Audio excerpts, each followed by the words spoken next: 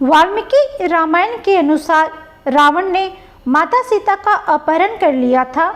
माता सीता को खोजते श्री राम अपने छोटे भाई लक्ष्मण और अपनी विशाल वानर सेना को लेकर दक्षिण दिशा में आए।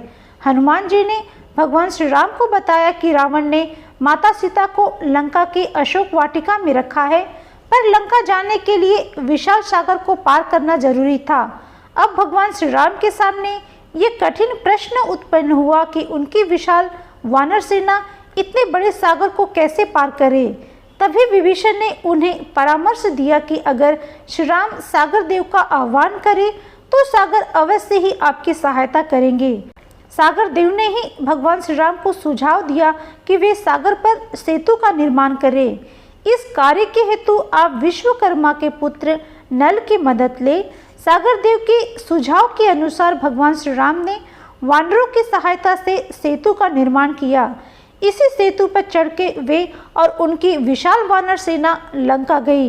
भगवान श्री राम ने राक्षसों के राजा रावण से घनघोर युद्ध किया और माता सीता को लेकर अयोध्या लौट आए।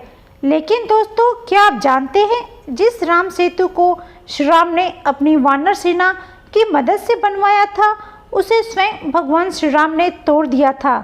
जी हाँ, ये बिल्कुल सच है, जिसके बारे में बहुत कम लोग ही जानते हैं। आखिर श्री राम ने क्यों तोड़ा था राम सेतु? ये बहुत ही रोचक कथा है। राम सेतु को तोड़ने की कथा का विवरण स्कंद पुराण और पद्म पुराण में किया गया है। पर आगे बढ़ने से पहले मैं रिक्वेस्ट करूंगी, यदि आप इस चैनल पर पहली बार आ रहे हैं तो प्लीज़ मेरे चैनल को सब्सक्राइब ज़रूर कर ले। मैं इस चैनल पे इसी प्रकार के धार्मिक वीडियोस अपलोड करती हूँ। स्कंद पुराण के अनुसार लक्ष्मण के स्वर्ग सिधारने के पश्चात श्री राम अत्यंत दुखी हो गए। श्री राम ने भी स्वर्ग सिधारने का विचार किया। ठीक उसी समय श्री राम को उनके मित्र विभीषण का स्मरण हो गया। वे सोचने लगे, मैंने विभीषण को जब तक सूर्य और चंद्रमा की सत्ता रहेगी तब तक के लिए लंका का अक्षय राज्य दिया है, परंतु इस पृथ्वी पर पुनः वरदान से पुष्ट हुए अतिशय क्रूर राक्षसों का संयोग हो सकता है। अतः मैं विभीषण के पास उसे शिक्षा दूंगा जिससे वे देवताओं से द्वेष न करे। सुग्रीव, जामवंत, बालीपुत्र अंगद, हनुमान, कुमुद, तार, ये सब वानर मेरे परम मित्र हैं।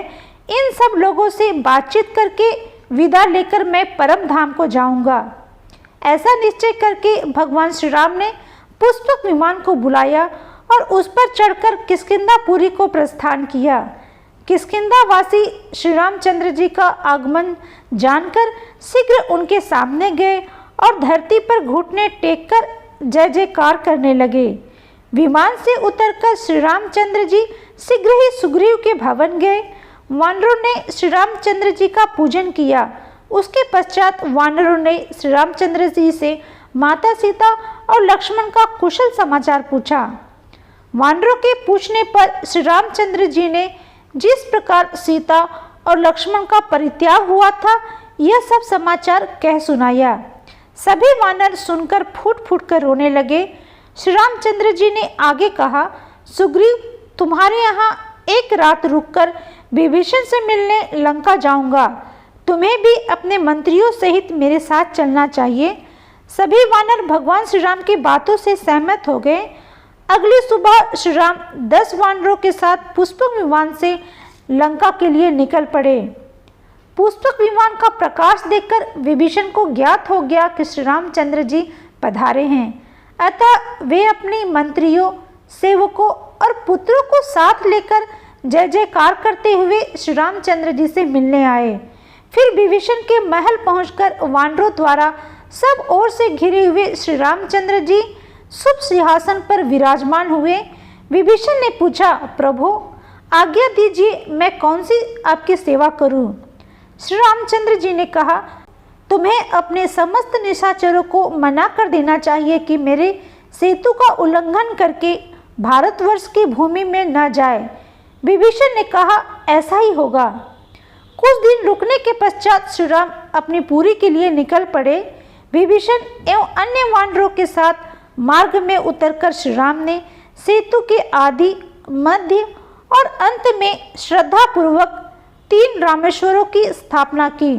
तब विभीषण ने पूछा, भगवान, इस सेतु मार्ग से कौतुकवश तथा श्रद्धा से बहुत से मनुष्य रामेश्वर के दर्शन करने आएंगे।